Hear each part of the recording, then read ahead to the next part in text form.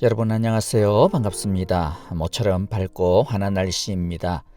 코로나 바이러스로 인해 어려운데 침수와 홍수로 인해 이중고를 겪는 많은 사람들이 있는 것 같습니다. 하나님께서 환난을 당한 자들을 돌아봐 주시기를 기도합니다. 오늘 축복의 기도는 시편 42편입니다. 함께 고백하겠습니다.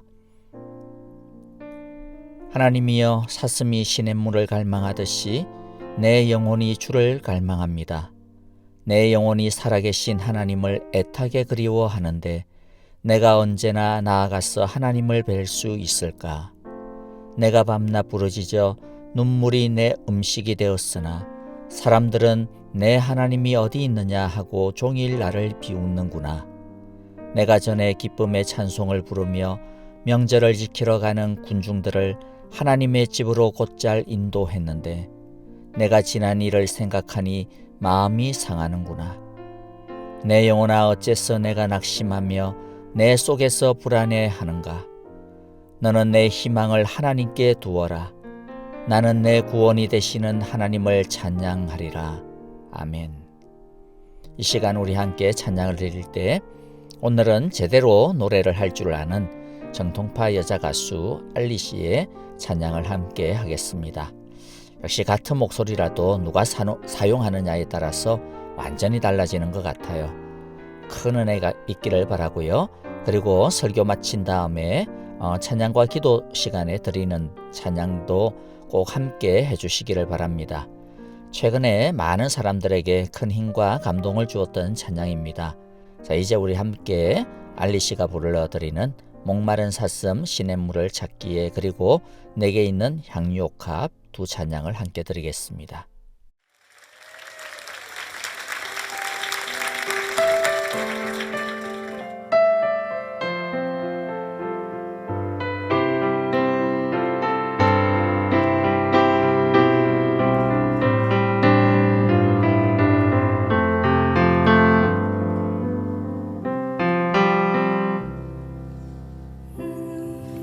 목마른 사슴 시냇물을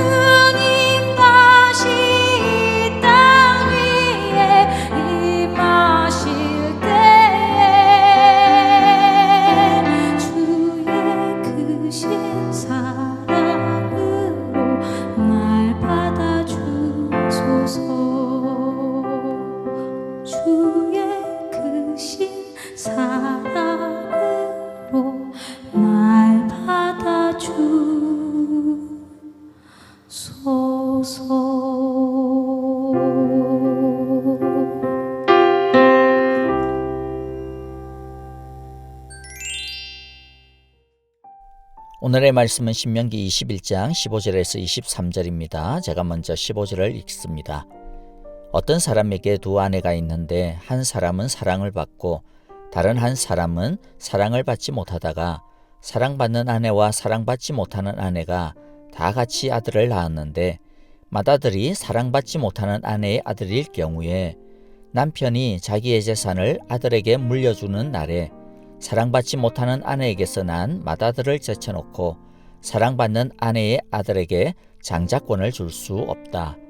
반드시 사랑받지 못하는 아내의 아들을 맏아들로 인정하고 자기의 모든 재산에서 두 몫을 그에게 주어야 한다. 그 아들이 자기의 정력에서 난 첫 소생이기 때문에 맏아들의 권리는 그에게 있는 것이다. 아버지의 말이나 어머니의 말을 전혀 듣지 않고 거역하기만 하여 애를 태우는 아들이 있는 경우 아무리 타일러도 듣지 않거든 부모는 성읍의 장로들이 있는 성문으로 그를 데리고 갔어 그 성읍 장로들에게 우리의 이 자식은 완악하고 패역하여 우리 말을 듣지 아니하고 방탕하며 술에 잠긴 자입니다 라고 호소하여라. 그러면 그 성읍의 모든 사람이 그를 돌로 쳐서 죽일 것이다. 이렇게 하여서 너희 가운데서 악을 뿌리 뽑아야 한다. 그래야만 온 이스라엘이 그 일을 듣고 두려워할 것이다.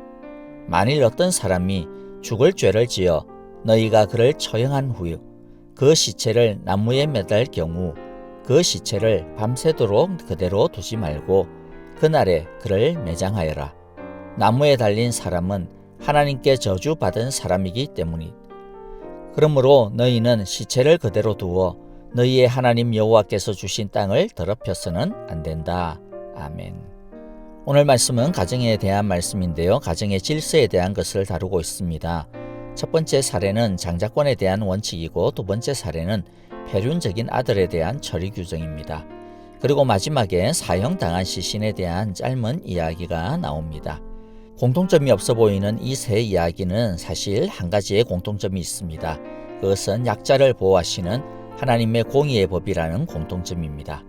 자, 각 사안으로 들어가기 전에 메인이 아닌데 꼭 짚고 넘어가야 되는 문제가 있습니다. 자, 그것은 일부 다처제에 대한 성경의 모사들입니다. 오늘 1절을 보더라도 두 아내를 둔 어떤 한 남자에 대한 이야기부터 시작합니다. 우리는 시작부터 고개가 갸웃거려지죠. 아니, 두 아내라고?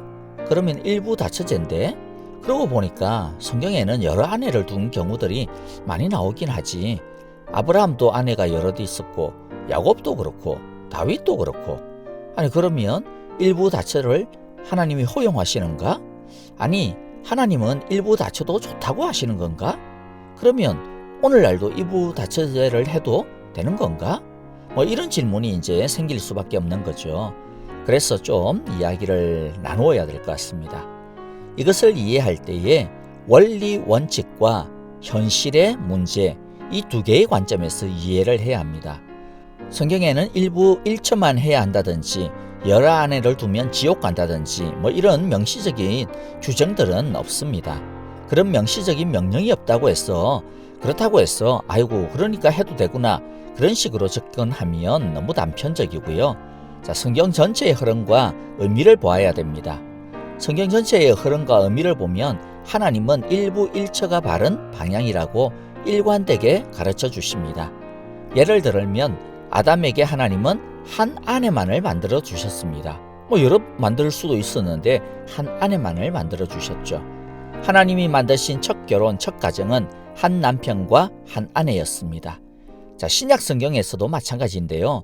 마태복음 19장에서는 예수님께서 이혼에 대한 질문을 받으셨을 때에 본래부터 한 남자와 한 여자로 이루어진 하나님의 이 원래의 결혼 개념을 지지하십니다. 디모데전서 3장 2절이나 12절 또 디도서 1장 6절에서 보면 영적인 지도자가 될 수 있는 자격 목록 중에 한 아내의 남편을 둡니다. 에베소서 5장 22절부터 33절에도 남편과 아내와의 관계를 이야기하고 또 그것을 통해서 예수님과 또 교회와의 관계를 설명하잖아요. 그런데 그 구절은 남편, 즉 한 남편과 한 아내를 언급하는 것으로 우리에게 설명을 해주고 있습니다. 자, 그럼에도 불구하고 특히 구약 성경에는 일부 다처를 허용하시는 듯한 구절들이 종종 등장을 합니다. 여기에는 현실적인 이유가 있어요. 자, 대부분의 성경학자들과 또 심지어는 일반 역사 인류학자들도 동의를 하는 내용인데요.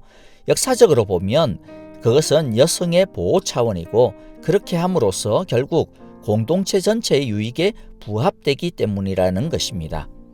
죄로 말미암아 인간 사회 안에 악이 일상화되었습니다. 그로 인해서 여러 가지 사회 질서들은 파괴가 되기 시작을 했고요. 고대 사회에서 여성의 인권이나 경제적인 능력은 터무니없이 허약한 것이었습니다. 가부장적인 사회에서 결혼하지 않은 여성이 스스로를 부양하는 것은 거의 불가능하였습니다. 결혼하지 않은 여성, 여기서는 꼭 처녀만이 아니라 과부나 또 가장을 잃어버린 가정의 모든 여인들이 다 포함이 되는데요.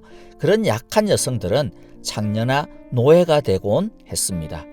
이것은 공동체의 건강을 위협하는 것이었고 공동체의 안정을 위해서도 결코 바람직하지 아니하는 현상이었습니다. 자, 사회는 그래서 남편을 찾을 수 없는 여성들을 보호하고 또 공급해주기 위해 가지고 또 자기 공동체를 안정적으로 또 늘려가기 위해 일부 다처제를 도입했다고 봅니다. 하나님은 이런 인간의 현실을 허용하시지 않았나 싶습니다. 확실히 이상적이지는 않지만은 일부 다처제의 가정에서 생활하는 것이 매춘이나 노예 생활로 전락하는 것이나 또는 아니면 굶주림과 같은 그런 삶보다는 당시로서는 훨씬 나은 대안임이 분명했습니다. 하지만 이 제도가 갖는 여러 가지 부작용과 부조리함이 많았기 때문에 사회가 발달되어 갈수록 일부 다처제는 점점 일부 일처로 변화되어 갔습니다. 하나님은 문제 해결을 위해 일부 다처제를 허락하시는 것처럼 보입니다. 그 제도가 하나님의 이상이 아님은 분명합니다만은 하나님은 죄로 말미암아 파괴되어진 완악한 세상 때문에 현실적인 필요 때문에 일부 다처를 허용하십니다. 자, 그러나 인간들은 이런 제도들을 오용했고 여기에서도 불의는 약한 자들을 고통스럽게 했습니다. 하지만 하나님은 인간들이 잘못 사용하고 있는 일부 다처제를 예를 들어 야곱의 네 아내를 통해서 12지파가 나오게 한다든지 이러한 여러 가지 사례들을 통해서 하나님은 오히려 인간의 그러한 악함을 하나님의 선을 이루시는 도구로 사용하시기도 해주셨습니다. 이런 사례들을 보고 하나님이 일부 다처를 지지한다라고 오해해서는 안 됩니다. 하나님이 그렇게 하셨던 이유는 하나님이 일부 다처제가 옳다거나 지지해서가 아닙니다. 오히려 인간의 악과 죄악조차도 사용하셔서 모든 것을 협력하여 결국에는 당신의 선한 뜻을 이루어 가시는 하나의 도구로 하나님의 긍휼의 섭리 때문에 그렇게 하신 것이죠. 인간의 죄와 악조차도 선을 이루시는 기회로 사용하셨을 뿐입니다. 또 하나님은 굉장히 중요한 일을 하셨는데요. 그것은 어쩔 수 없이 허용되는 이러한 내용에 대해서도 인간의 완악함과 탐욕과 정욕 때문에 망가지지 않도록 이 속에서도 하나님의 공의가 이루어질 수 있도록 특히 강한 자들이 약한 자들을 함부로 착취하지 못하도록 최소한의 인권 보호 규정들과 권리 보호 규정들을 강하게 명령하심으로써 보호막을 제공해 주신 것입니다. 오늘 본문이 바로 그러한 보호 규정, 하나님의 공의가 지켜지도록 하시는 울타리의 규정들입니다. 자, 첫 번째 장자권에 대한 사례인데 배가 다른 두 형제의 이야기가 나옵니다. 한 아내는 남편의 사랑을 많이 받고 한 아내는 사랑을 못 받습니다. 다른 성경 해석을 보면 미움을 받는 아내라고 표현을 합니다. 자, 그런데 미움을 받는 아내가 낳은 아들이 맏아들입니다. 맏아들이면 장자권이 있거든요. 이스라엘의 장자에게는 2배의 재산을 주는 법이 있었습니다. 그런데 사람의 마음이 어떻습니까? 자기가 사랑하는 아내의 아들이 맏아들이 아니지만은 장자의 상속을 주고 싶어 하는 것이 대부분 마음이죠. 근데 이건 악한 마음입니다. 하나님은 절대로 그렇게 해서는 안 된다고 말씀하시는 겁니다. 미움을 받는 아내의 맏아들, 그 맏아들도 아버지 미움도 못 받겠죠. 설령 그렇다고 한다 하더라도 마땅히 그 아들이 받아야 되는 권리를 함부로 빼앗을 수 없다라고 빼앗지 못하게 하신 것입니다. 사람이 자기 임의대로 자기 마음대로 하나님의 법을 함부로 바꾸어서는 안 되는 것이죠. 꼼수를 부려서는 안 됩니다. 이런저런 핑계를 사용하여서 하나님의 법의 지게표를 옮겨서는 안 됩니다. 하나님의 말씀은 내 마음에 안 들어도 내가 하고 싶지 않아도 아까워도 말씀대로 순종해야만 하는 것입니다. 그래야 하나님의 공의와 정의가 세워지고 약한 자들이 보호받는 것입니다. 두 번째, 페륜 아들에 대한 사례입니다. 19절에 보니까 완악하고 패역하여 부모의 말을 듣지 아니하고 방탕하며 술에 잠긴 자라고 고발되는데요. 부모가 한두 번 골치를 썩었다고 해가지고 고발했겠습니까? 아닐 거죠. 완전 막장이고 이미 그 성읍에서 다 알만한 정도일 겁니다.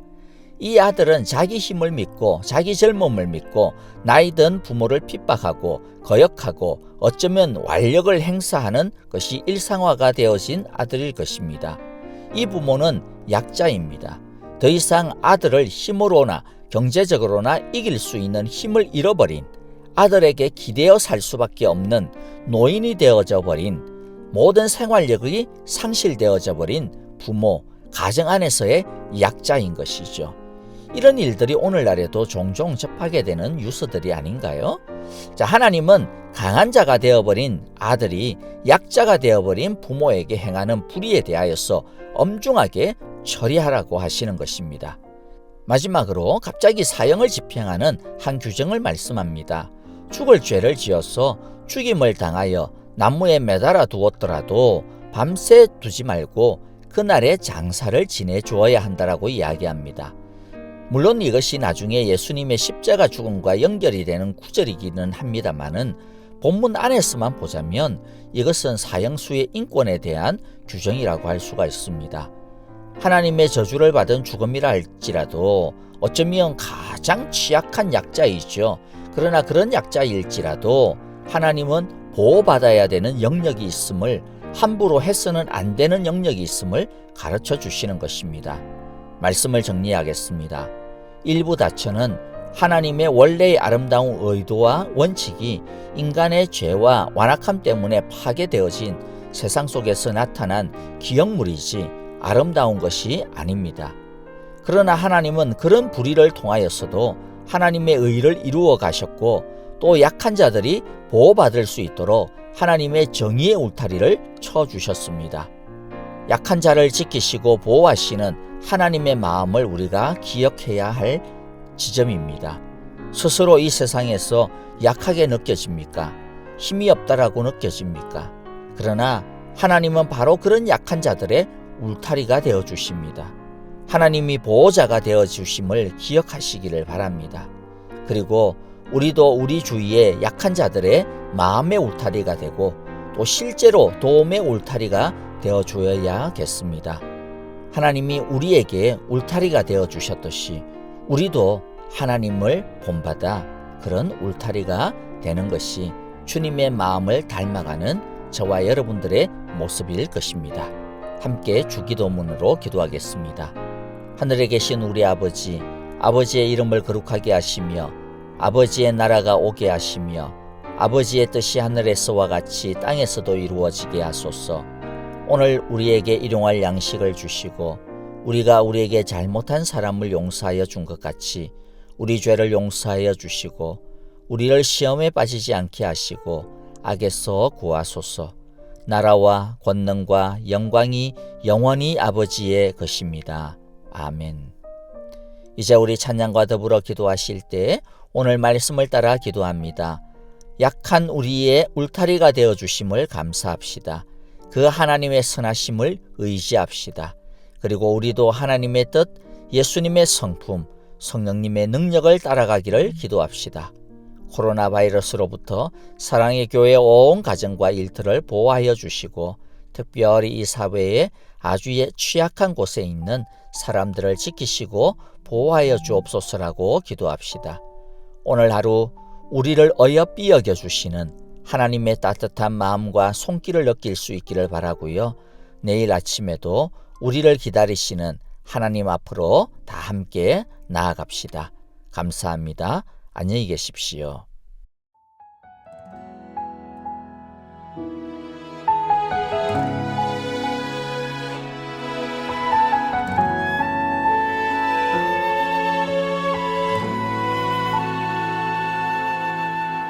이 세상을 살아가는 동안에 나의 힘을 의지할 수 없으니 기도하고 낙심하지 말 것은 주께서 참 소망이 되심이라. 하나님의 꿈이 나의 비전이 되고 예수님의 성품이 나의 인격이 되고 성령님의 권능이 나의 능력이 되길 원하고 바라고 기도합니다.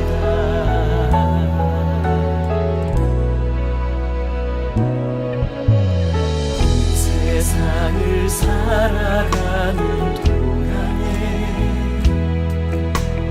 나의 힘을 의지할 수 없으니 기도하고 낙심하지 말 것을 주께서 참 소망이 되심이라. 걸어가는 동안에 세상에 거두지할 수 없으니 감사하고 낙심하지 말 것을 주께서 참 기쁨이 되시니라. 하나님의 꿈이 나의 비전이 되고 예수님의 성품이 나의 인격이 되고 성령님의 권능이 나의 능력이 되길 원하고 바라고 기도합니다.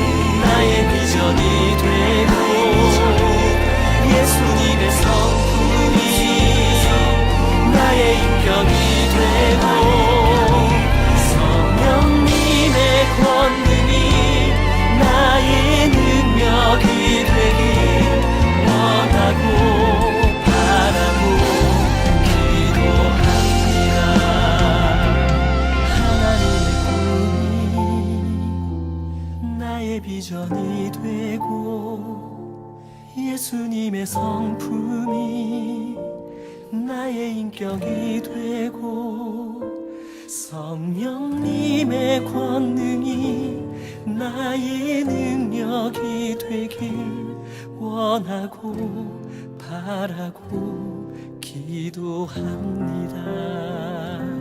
하나님의 꿈이 나의 비전이 되고 예수님의 성품이 나의 인격이 되고 성령님의 권능이 나의 능력이 되길 원하고 바라고 기도합니다. 원하고 바라고 기도합니다. 원하고 바라고